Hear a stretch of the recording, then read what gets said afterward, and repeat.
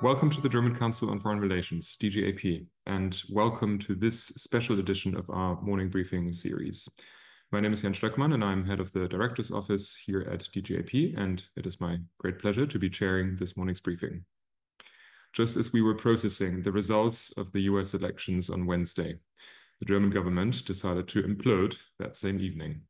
The collapse of the traffic light coalition came after weeks of increasing tensions among the coalition partners. The Liberal Democrats, led by Finance Minister Christian Lindner, the Greens, led by Minister for Economic Affairs and Climate Action Robert Habeck, and the Social Democrats, led by Chancellor Scholz. Last Friday, Lindner had upped the stakes by setting out his proposals in an undated paper circulated in the media. In the ensuing series of closed-door meetings, the coalition partners were unable to find common ground, neither on the federal budget nor on fiscal policies. In fact, as SPD co-leader Saskia Esken put it, none of Lindner's points had any chance of passing. The final blow then came on Wednesday night when Chancellor Scholz refused to give in to Lindner's demands and blamed Lindner in turn for abusing his trust. As of now, Friday, the 8th of November, the German government has been rearranged, with the Minister for Transport, Volker Wissing, a former Liberal Democrat, curiously switching sides and leaving his party to remain in the cabinet. The justice and education portfolios have temporarily been taken over by other ministers, while State Secretary and Scholz confidant Jörg Kukies is taking over the finance ministry. The Christian Democrats in the opposition, meanwhile, are protesting Scholz's attempt to somehow wiggle his way through to 2025 and is demanding a general election immediately. The Christian Democrats are demanding a general election immediately.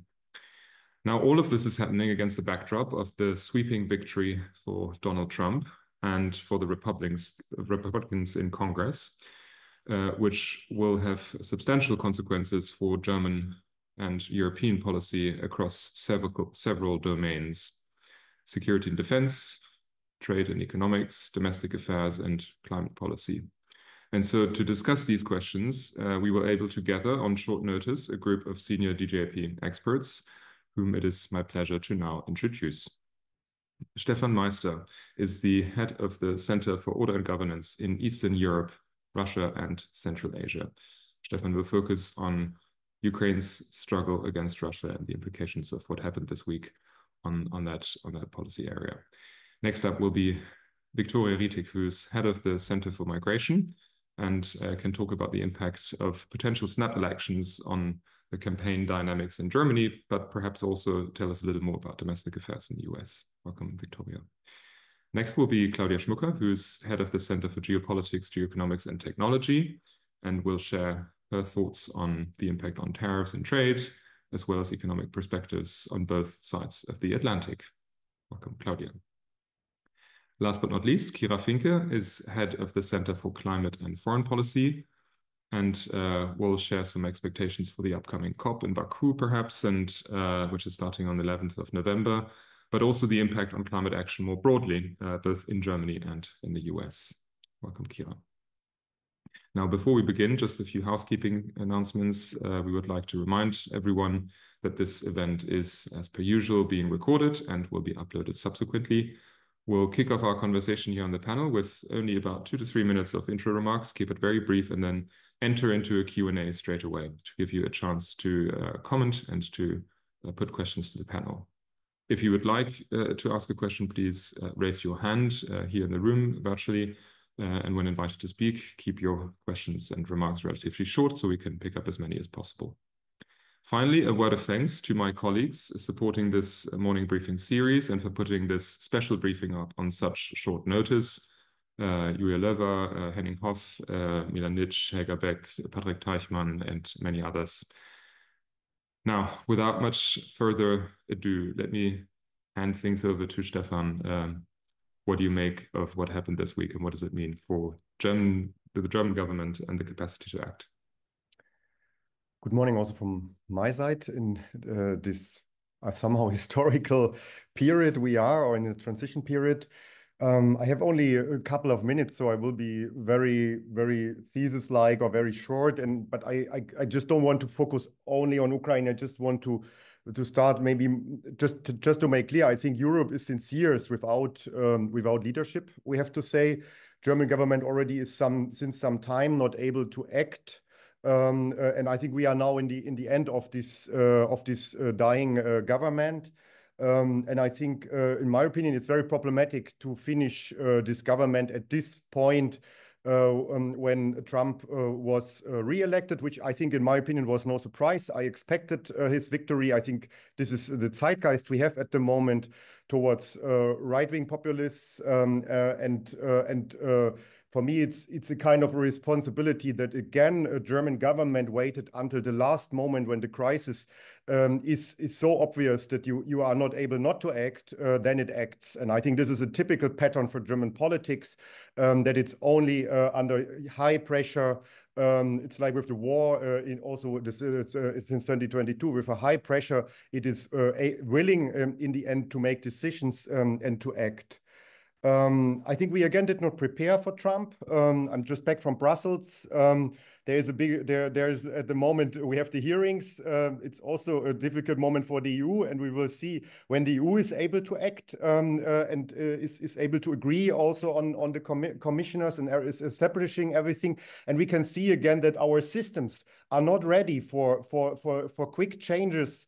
And especially when there is no leadership in the member states.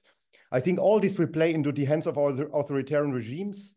Ukraine is the big loser, in my opinion, of this whole situation, and it will have to make very painful compromises. We saw yesterday Vladimir Putin at the Valdai Forum already making nice words towards Mr. Trump, offering that he's willing for peace and ready for peace, while his troops are gaining as much as territory as they can at any costs.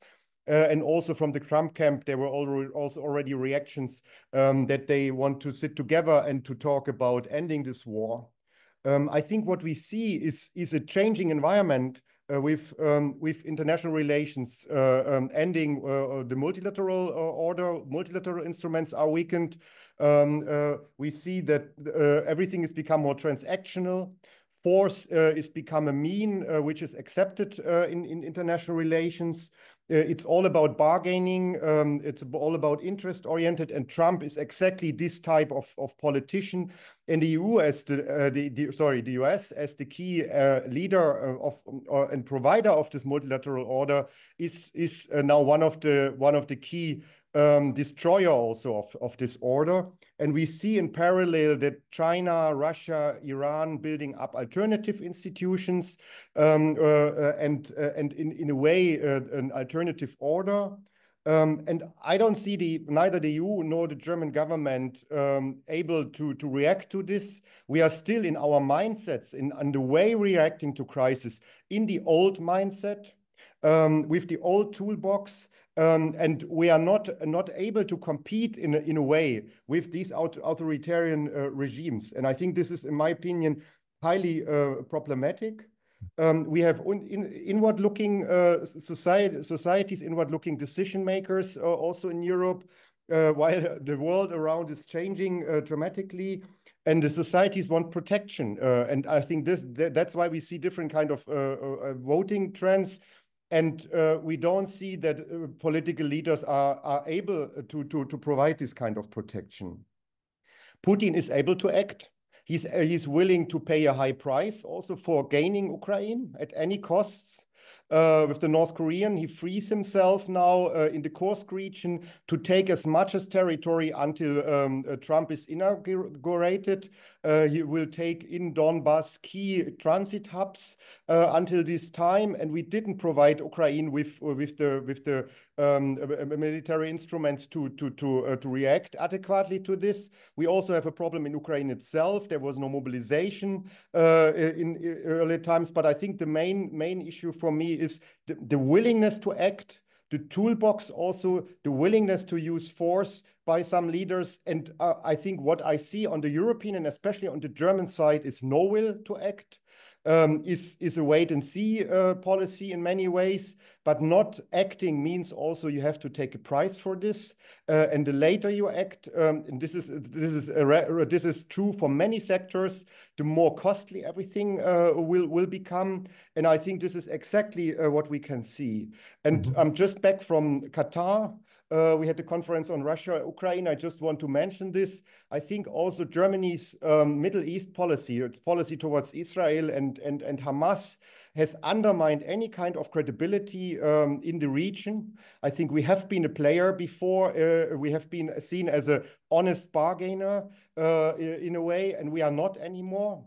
I think with this moral foreign policy we had in the last years, without any kind of action, without of providing anything serious, also in this region, I think we are also lost our role in a way as a player without maybe military means, but with a high prestige. And I think that needs to be changed in a way. And I think we will see earlier elections, in my opinion. So not in March. We will see what this new government will bring. But I think there is a need for German leadership in Europe. It's demanded in nearly all countries in Europe, and I think that's, I don't know, it's over the time to act and to prepare the country also for this world in which we are already since, let's say, more than 10 years. Thank you, Stefan. You covered a lot of ground, and I certainly want to come back to what you expect in terms of a potential deal being struck between future President Donald Trump and Putin with regard to Ukraine. But before we answer that question, let's move on to Victoria, and let me ask Victoria what this crazy week means for the field of migration.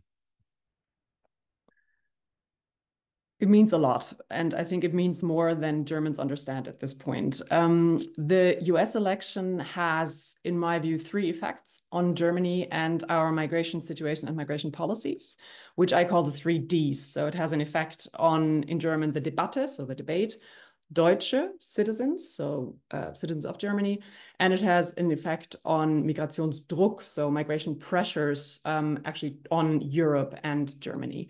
In the interest of time, I'm just going to focus on 2 of them. First, on the debate. That's, I think, the obvious one.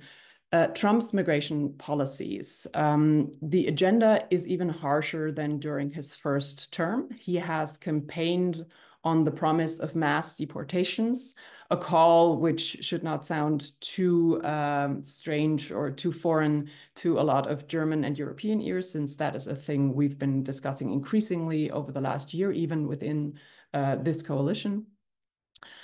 He's promised more wall building, but what should get most of our attention is that he promised to massively tighten access to protection and asylum at the US border.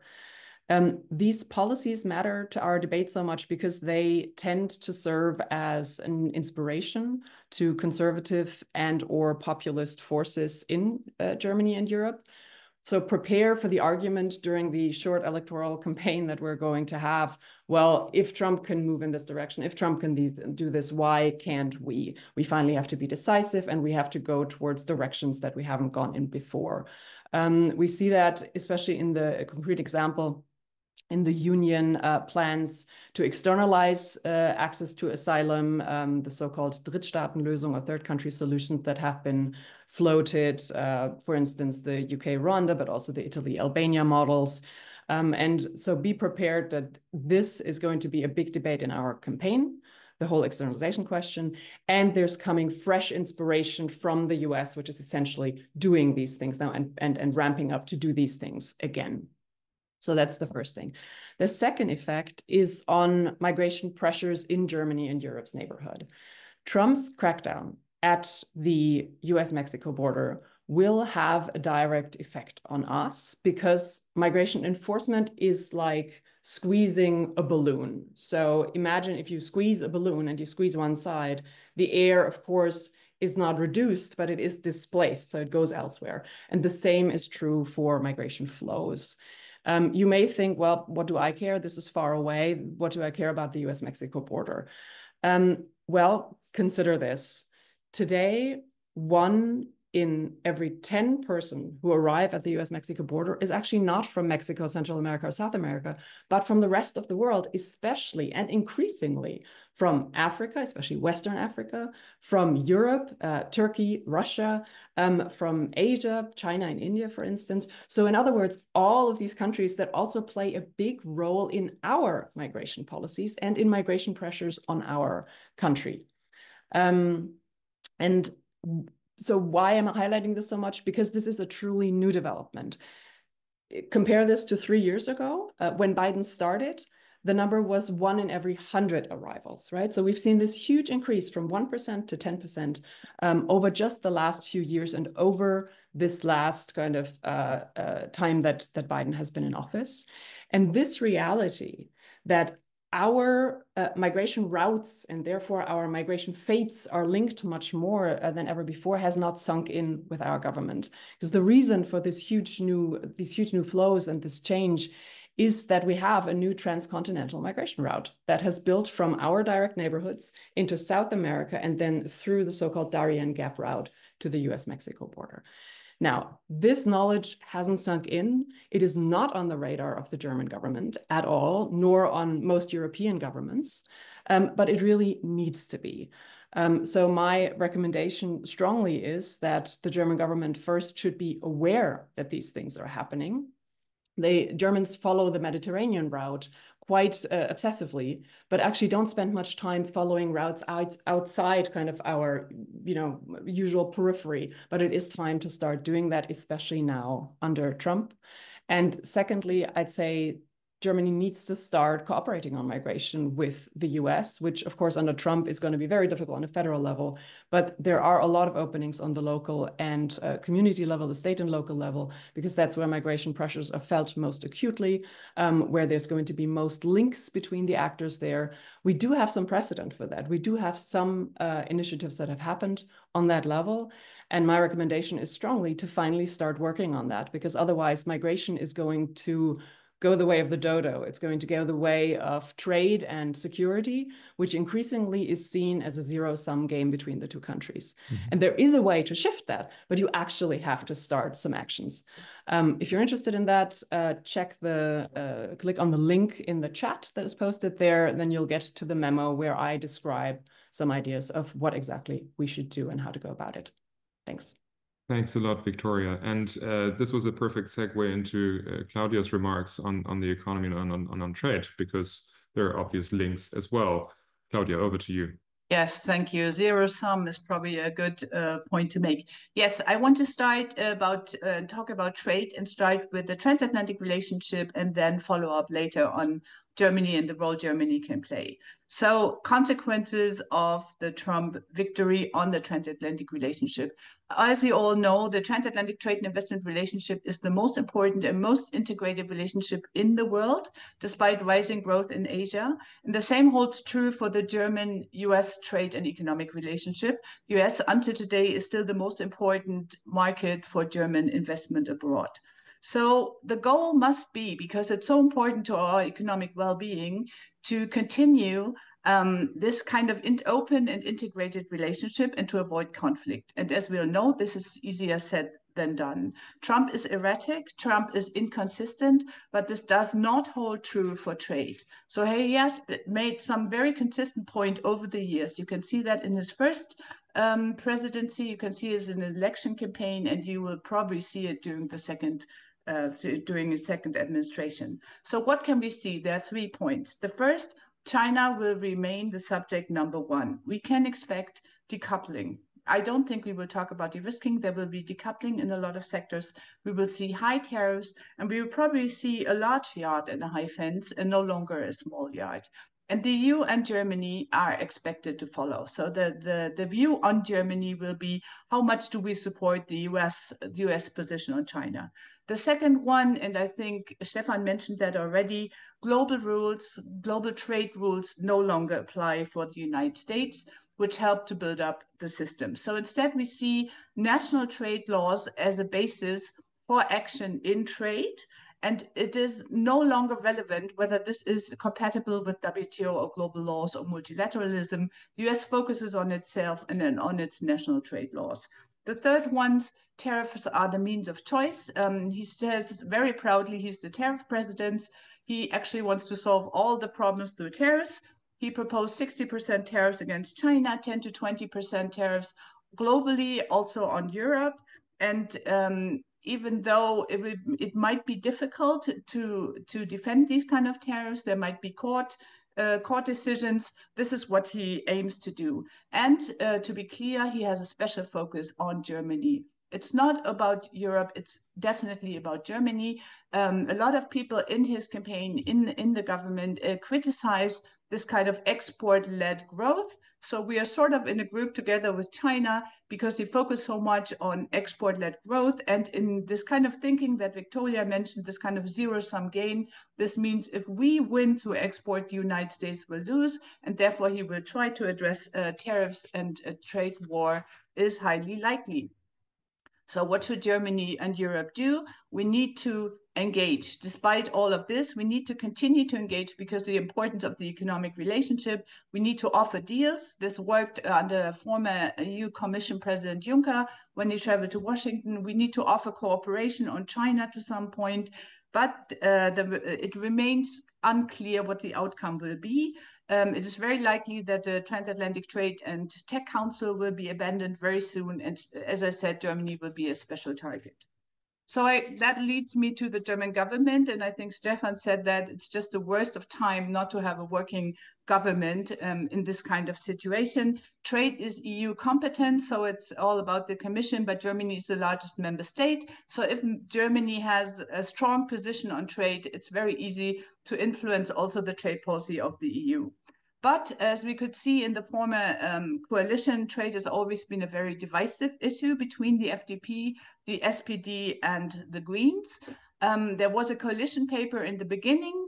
Trade didn't play that much of a role, and just recently Habeck proposed a more flexible approach to trade and agreed not to overburden trade agreements. So what we could see in the last month of the coalition was a stronger focus on trade agreement, which is important because of the deteriorating relationship to China and the really unstable partnership that the US is facing. So we need new allies, we need new cooperation in the area of trade. That's quite the way forward is through free trade agreements. And we saw a strong push by Scholz for the EU-Mercosur agreement in the recent days, even though there's a strong opposition by France. So the question is, with the new government or the new minority government that we are facing, how strong will this push for stronger cooperation with new partners, how strong will this continue? They need the support of the opposition parties, and it is unclear whether this will continue, despite the necessities of having a strong government in this area. And maybe one last sentence.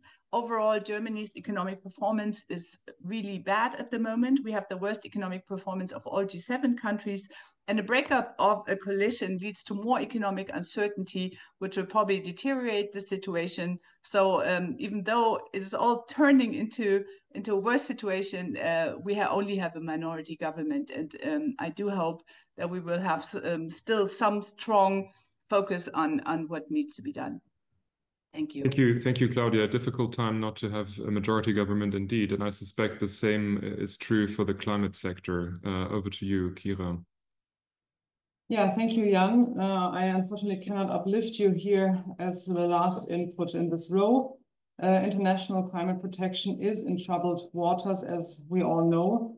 Trump announced in his campaign to lead the US out of the Paris Agreement, potentially even out of the UNFCCC, the United Nations Framework Convention on Climate Change. This would be even more worrisome because rejoining this UNFCCC would require a 2/3 majority in the Senate, and this would possibly make the US leave for a very long time.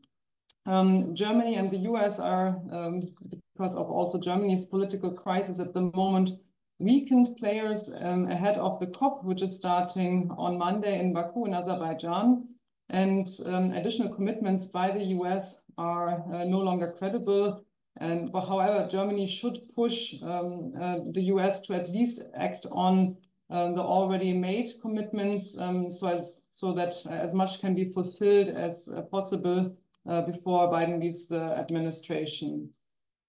This leaves definitely more room for China. China is already doing a lot of large investments in climate vulnerable countries, especially strategically relevant countries, both in terms of geopolitics and resource politics.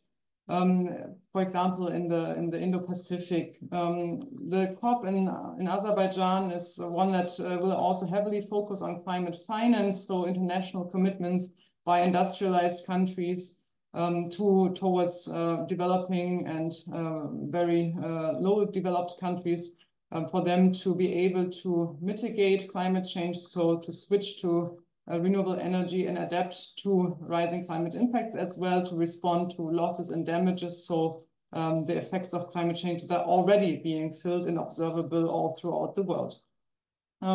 So this means that climate finance is strained and economics opportunities that are there in the green sector are being foregone in favor of a sort of fossil fuel ideology. However, there's a sort of wild card in the US, which is Elon Musk. What role will he play?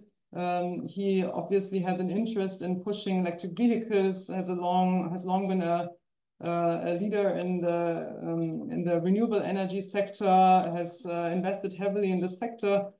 So the question, what role will he play? Potentially, he will push towards not cutting many of the domestic subsidies that has been announced, sort of in Trump's political policy playbook, the Project 2025.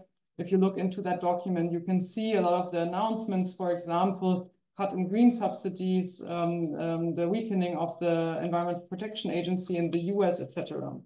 So while I do think that environmental protection especially will be weakened, it is unlikely that he can roll back everything that has been done from the Inflation Reduction Act, which has a lot of these green subsidies, because especially a lot of Republican-led states heavily profit from this actual Inflation Reduction Act, because it focuses on bringing also back manufacturing jobs through the upbuilding of green technologies in the US and securing those jobs.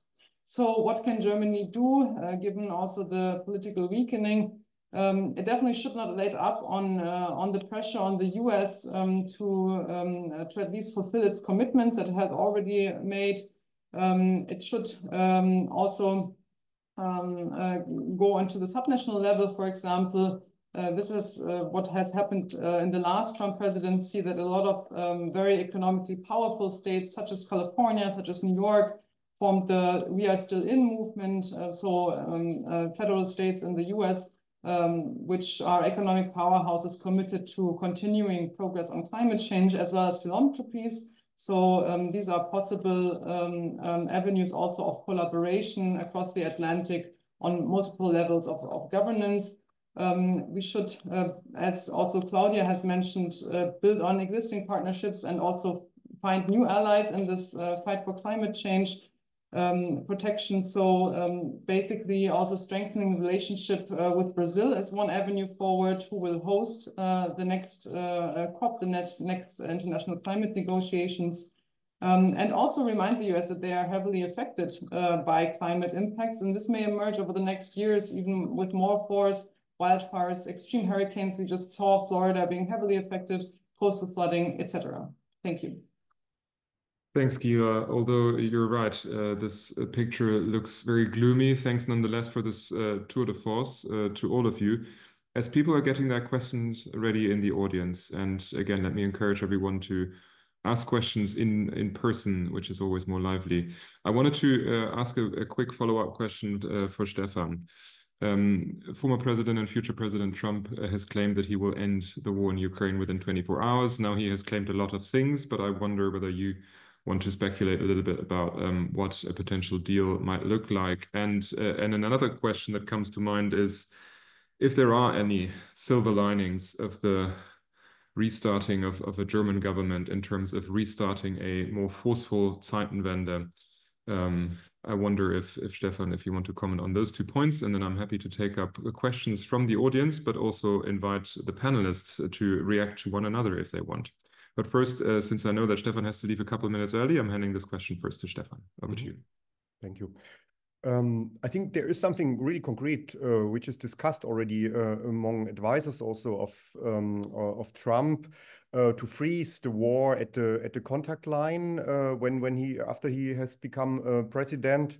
And have an agreement on this contact line, and Putin made a clear demand that he then would only agree on this if he can take the territories he has conquered of Ukraine, so that there's a kind of a recognition that these are territories which will hand over in a way. I think this is not very clear how this should look like to Putin, and I think this is what we see also now, which I just mentioned, that he tries to get as much as territory at any costs until Trump is inaugurated, to then have a meeting with him and to agree on this contact line. That does not mean that we will have peace, as maybe some opposition politicians in Germany also argue, that if we don't provide weapons anymore to Ukraine, then we will have peace.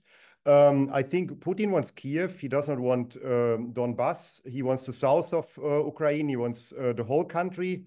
So for him, any kind of ceasefire agreement means maybe preparing also for another war. Or I think what I can also imagine is to have Ukraine as a gray zone. Yeah, so to have a kind of a dysfunctional state which he can control. And you can imagine the consequences of all these kind of decisions will be huge migration waves from Ukraine, a lot of people leaving the country. So I don't think these are solutions. I think this is at the moment this kind of trying to position themselves and showing that there's a willingness. But we also understand all this is at the cost of Ukraine. Nobody talks anymore about the ownership of Ukraine into this negotiation. So I think it can only function if Ukraine agrees, and also if Ukrainian society will agree. So I'm very skeptical about this. About more forceful Zeitenwende. I'm not so sure. We have at the moment a trend against the Zeitenwende. This is my impression. So there's a voting behavior also in the society, which goes more in peace direction. Do we need all this spending? Maybe we need cheap gas also on one point, again, because of the economic situation. The same on climate. We should not focus on climate. We should focus on the economic situation. So I think a very short-term thinking in a way, because this is all interlinked, yeah, with each other. So I'm not so sure how much this new leadership will be able to really enforce a more serious security change in Germany, and is really willing to invest more. But I think we will have to see more investment in all sectors, and maybe a more functioning government. This is speculation. A more functioning government is able to go on debts and really invest seriously in infrastructure and in also in the defense sector, which I think is very much needed, and this is the time to do it, in my opinion. But I'm also not an economist. Thanks, Stefan. With the Zeitenwende question, I was alluding, of course, to the higher approval ratings that Defense Minister Pistorius still has, even among SPD voters, as we just saw last night, and a potential new setup of a federal government. But that's, of course, a lot of speculation. Since I don't see any questions yet in the audience, I'm going to ask another one to Kira. And I was wondering if you could tell us more, elaborate a little more on what COP will look like without a majority German government, with a lot of uncertainty from the US. What can we expect from a summit like this under these circumstances? Yes, thank you, Jan. I mean, the situation is, as I described, quite difficult. And I just want to comment very briefly on what Stefan said before I answer your question, because I agree with this assessment of this weariness of additional spending, etc.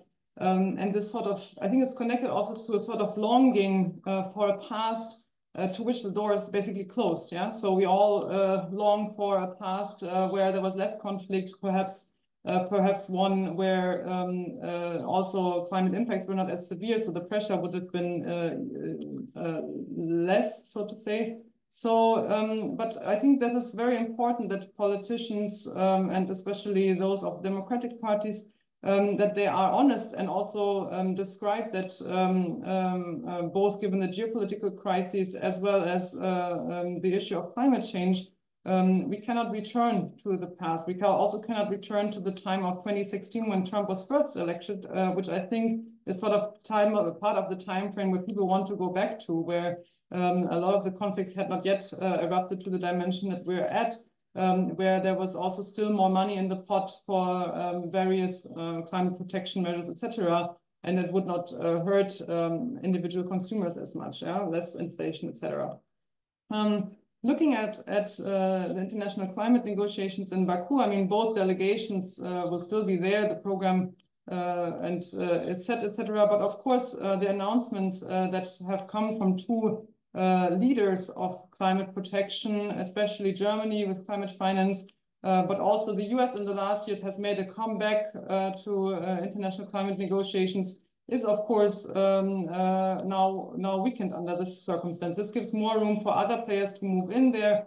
This in particularly concerns China, but also perhaps other players of the BRICS, wider BRICS, which may try to go with a sort of double agenda of, yes, having this triple up goal of tripling up renewable energies, but not making central commitments towards phasing out, phasing down, phasing out from fossil fuels, and this is quite worrisome. However, I do not believe there will be a complete sort of breakdown of climate commitments just because all around the world we are seeing very significant climate impacts, but also we are seeing the economic opportunities arising from green technologies. We are seeing a sort of competition, and this may be very interesting to observe if the US will stay a player in this game or if the fossil fuel lobby will prevent that from happening in the US, which would mean that market dominance of China in sectors such as EVs and in other green technology sectors will expand, a scenario that, in my view, is unfavorable. Thanks, Kira. Let me pick up a question in the chat about TTIP. Katrin Glastra is asking whether there's any appetite on either side of the Atlantic to revive TTIP. I've seen yesterday Carsten Linnemann said that this would be one of the first three things that a CDU-led government would be doing, renegotiating TTIP with Trump. I wonder what your views are on that, Claudia. Yes, the Transatlantic Trade and Investment Partnership, which turned the view that Europeans had on trade. I think it was the evil agreement, if I remember correctly. So it was negotiated between 2013 and 2016 with a lot of opposition in Germany, particularly. We had the most opposition in European countries, followed by Austria and others. There was a lot of fear that we would sell out to the Americans on a lot of sectors, and it basically ended with the presidency of Trump because Europeans did not see that there was some kind of even negotiation possible with President Trump, and also all the prejudices Europeans had vis-a-vis the Americans were sort of embodied in Trump as a president. So there was no way to follow further, and it is now on ice. I'm not even sure it's officially ended, but it's deeply in the freezer. So TTIP has always been, in my view, a good idea. I think it was worthwhile to have a transatlantic marketplace without tariffs, with common standards, because we are closely interconnected and would have been beneficial for both sides. So it does make sense to rethink about a TTIP 2.0, because we also heard from my colleagues that Trump is transactional, that he wants quick wins, that he wants a deal to show people that now that I'm president, I can improve everything where there were problems before. The problem is exactly here. TTIP is an ambitious agreement. There are several sectors that need to be covered, including agriculture, including public procurement, including investment, and also sustainability. So once we start an agreement, we would need to negotiate on all of this. And this is exactly the opposite of a quick win, especially because Trump is not interested in level playing negotiations. Instead, he wants the person he deals with to give wins to the United States. So in my view, to offer this to him is something that we should do because it shows that we want this kind of engagement. But I do not see much hope for a comprehensive agreement the way we would like to have it. Instead, I think with this kind of zero-sum thinking, he would want the EU to offer concessions while the United States stays as it is. And if the EU does not offer concessions, he would put tariffs on the EU. So even though it's still a good idea, I do not believe that this is working under a Trump presidency. Hans-Jochen Schmidt. It's a question to Stefan before he leaves. Again, Ukraine. If Trump starts a negotiation process with Putin, what about European influence? And who among our partners in Europe is able to come over with a coherent position representing our interests concerning Ukraine? In the past, we discussed, for example, if there is a deal, Ukraine needs strongly security guarantees. Who would be willing to offer these security guarantees? Even if the CDU, what is it, the prime minister with Merz, it will be very difficult, I think, to muster enough support to defend the European interests concerning Ukraine, because a position like Kiesewetter one is a minority one, and Merz was very critical about Kiesewetter's interventions recently. Thank you. So Stefan, and then I think we have almost a follow-up question to that for Victoria in the chat about potential migration implications. But first, Stefan, please. I don't think that Putin wants to talk with any European leader, to be honest. I think he wants to talk with Trump. He thinks there is the power where he can strike a deal. And since Europe is not sovereign on its own security policy, but it's depending on US security guarantees and nuclear deterrence, it's about the deal with Trump and with Washington. So, and you can saw this yesterday already with the Valdai Forum, how he engages in a way in a public forum with Trump.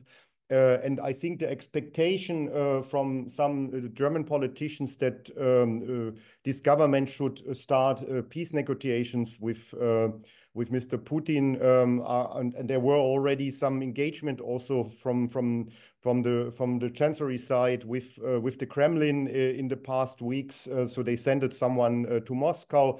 And you saw the reaction by Peskov that there's nothing to talk about. So I don't think that Germany is particularly seen as a serious actor who can really strike this deal and put it through. And I don't know who should. So I just don't see from a Russian perspective with whom to talk in Europe, and if it makes sense also with Macron.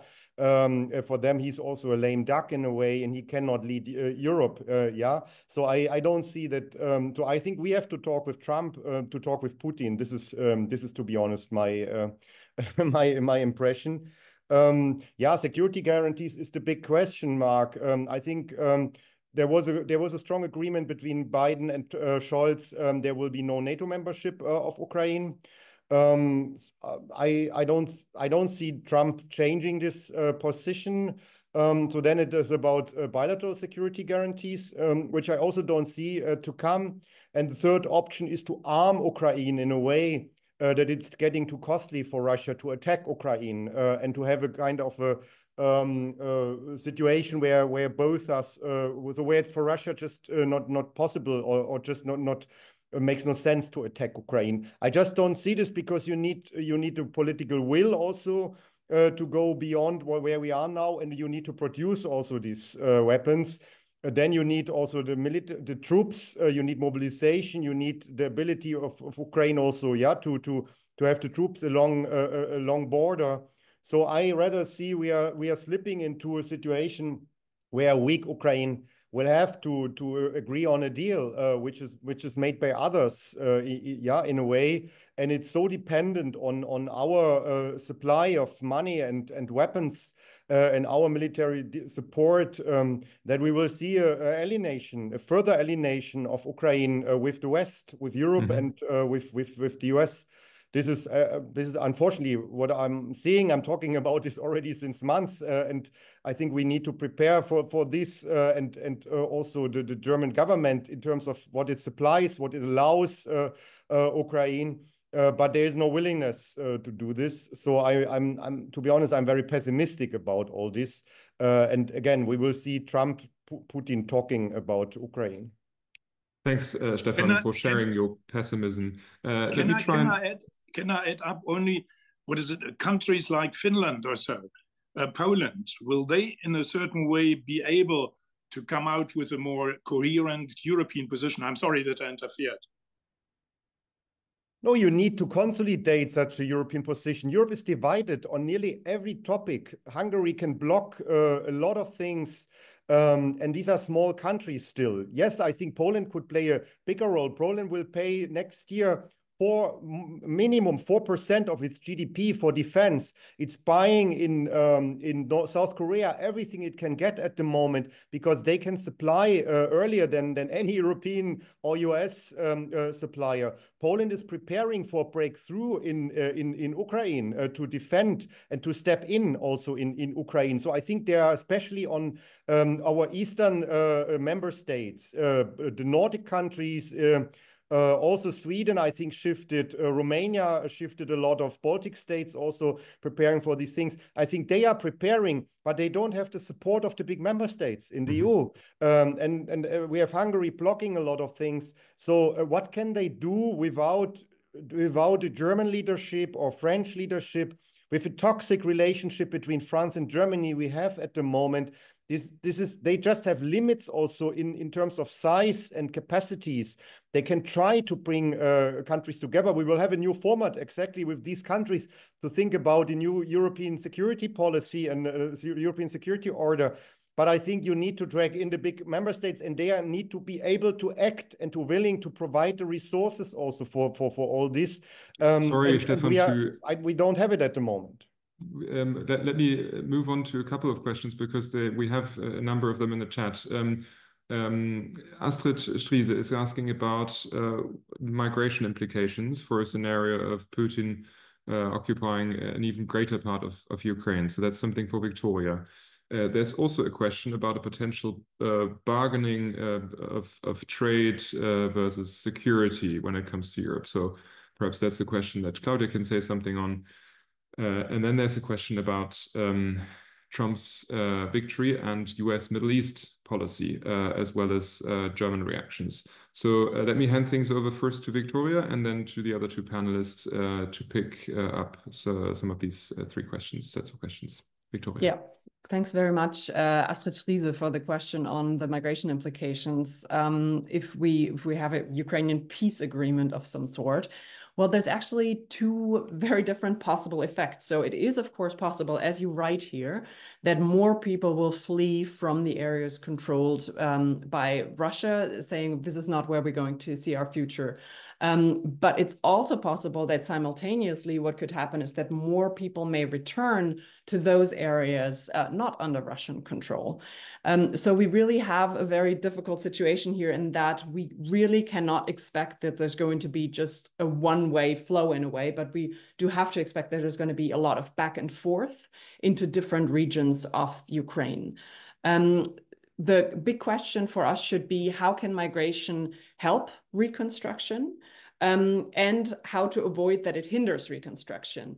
And I'm going to put in the chat something, a paper that my colleague Sophie Meiners wrote just a few months ago that speaks exactly to that problem. How can we prepare for Ukrainian returning refugees going back to help reconstruction? And the main problem here you should be aware of is that here's really a conflict of interest that Germany and other European countries have, but Germany more than any other. The problem is that Ukraine wants its people back to help reconstruction, But Europe really wants to keep those that are well integrated and qualified, because of course we need well integrated and qualified migrants in our labor market. So it's really a kind of a qualified people competition, where Germany on the one hand understands that qualified people have to return to help reconstruction. At the same time, this is exactly the kind of migrant that we so desperately try to attract and integrate and put work into.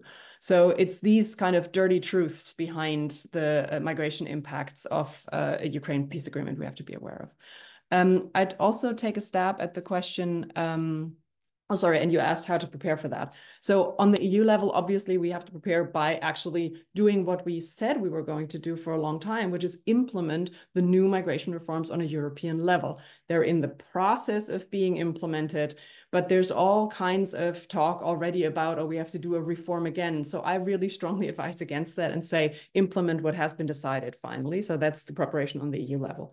And in Germany, and that speaks kind of to the larger question of the mess we're in right now, is really what we do need, definitely, is a new government with less infighting between the ministries, especially on migration. And the infighting is not only between the coalition, but it also is, there's a lot of infighting in Germany between the federal and the state level, a lot of passing the hot potato of responsibility onto the other level. And that I consider one of the greatest weaknesses of Germany. And that's not just my personal opinion, but we brief and talk to a lot of governments in Europe about German migration policies. And the continuous impression that we get from these conversations is that they say Germany really needs to speak more with one voice and get its act together more in that regard. Very last point, just a quick stab at the question of Avi Shapiro, who said, what about the more bilateral outreach between Trump and European member states? Well, on migration, definitely. I mean, it's very clear that there's great admiration and kind of links between, say, a Hungarian and Orbanian view of how migration policy should be managed and a Trumpian view on that. And that therefore we also can expect that there's going to be more links and more conversation about that between the migration skeptic countries than between a country that so far at least has been on the more progressive spectrum or liberal spectrum within the European Union. So a definite yes to you, Avi. Thanks, Victoria. So it seems like not even that silver lining of perhaps Europe coming closer together is something that we could hope for. But let me hand over to Claudia, perhaps taking up the question on security versus trade and maybe some of the others. Thank you. Yeah, it's an interesting and also a difficult question. So when we look at the economic and trade relationship, we are even partners. So we would negotiate on eye level. But when we look at the security relationship, the US is the dominant partner. We are dependent on US security guarantees, and especially the Eastern European countries need this kind of protection. So this is why I said, despite of what's coming in the new Trump presidency, we need to engage. We cannot give up the United States because of this uneven security relationship. So there's a high chance that Trump will push for the 2% goal at the NATO, and there's a high chance that he will put a lot of pressure on European countries to step up their own security and not wait for the US to fill that space. Whether he will use tariffs for that, as I said before, he loves tariffs. That's basically the instrument for everything. It could be that he puts pressure on that through tariffs. It could be other instruments, but the pressure will definitely rise. And as I said, Europe is not a level partner, and we would need to see where we continue the engagement on this with the United States and where we can offer concession, because this is what we need to do. Kira, did you want to come in as well on any of the questions listed or your colleagues? Sure, Jan, thank you. Yeah, I thought this question also on the what would be a common approach on Europe's collective leverage. I mean, in the past, this has been also the Green Deal, you know, so and I do think there's a way to go back to that if the framing of the Green Deal is around prosperity and the chances it would bring to Europe. So Germany would do good by filling some of the vacuum that the US has left in this space, or may leave in this space in the coming months.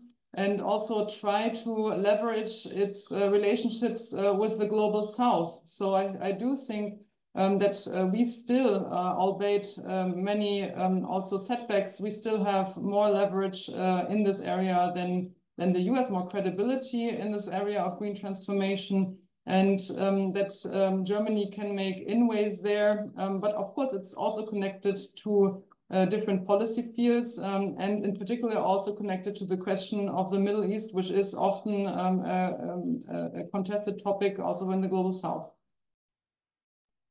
Thanks a lot, Kira.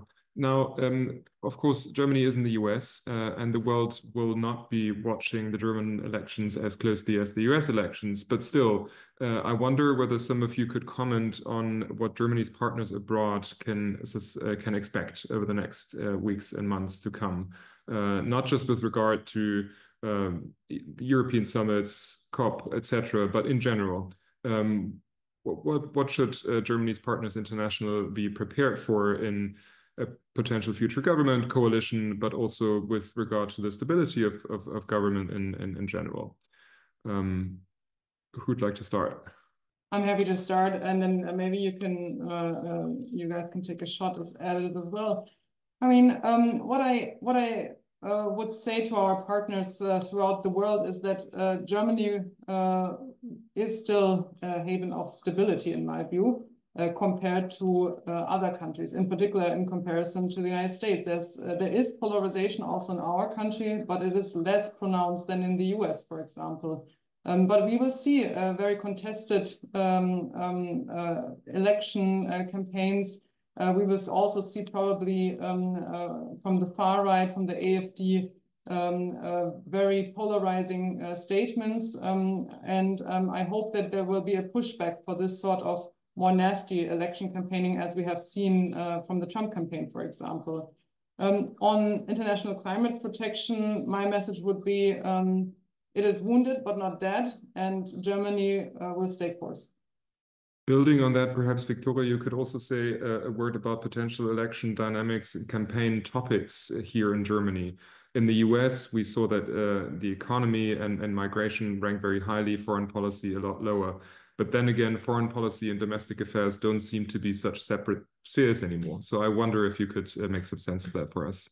Yeah, sure. No, I mean, mistakenly, migration is still kind of bunched as a domestic policy issue, even though the foreign policy issue, the foreign policy impacts and back and forth is just so obvious to anyone who bothers actually watching it and accepting it. I think it's less a question of understanding it. I think it's more a question of actually accepting that this is an issue that's not going to go away and is going to continue influencing our foreign policy interests for a long time.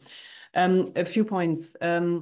On a very kind of migration specific effect of the timeline of our election having moved up so much and having actually been moved from the fall into the winter or winter/spring, is that migration numbers, of course, are cyclical throughout the year, and they tend to go up in the spring and summer, and then kind of often reaching a crescendo in the fall, but being lower in the winter. So by definition, if you have elections in wintertime, you actually can presume that there's going to be fewer arrivals in that time, and therefore at least there's one fewer reason why migration might want to be in the headlines.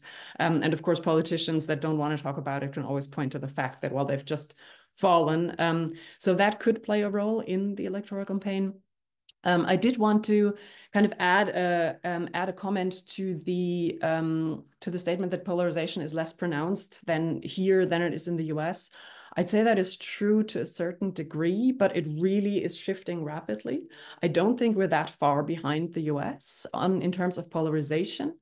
It's just that our political system is designed to rein in polarization much more than the US political system because of the whole first past the post system, because of the winner takes all system, and because of, in contrast, our need to build coalitions in the end with parties, even if you really have a different view on migration and other issues. Because of that, I think the actual coalition treaties and then the actions on migration and other policy fields tend to simply be more of a compromise solution or watered down solution, if you want to be negative. So I just want to raise very last point. the attention to the fact that if elections were happening today, we'd have a quarter of votes go to either AfD and BSV, which of course are the most migrant and migration critical, not migrant, but migration critical parties. And you'd have more than a third going to the Union, which and large parts of whom are also migration critical. So I think we are in a situation where a solid majority of Germans are unhappy with the way things are going on migration and do express that out the ballot box. And that is precisely the situation that we've had in the United States. Thanks a lot, Victoria. We're almost coming to an end, but Claudia, I want to give you a chance to react as well. You pointed to the low growth numbers of the German economy in the beginning.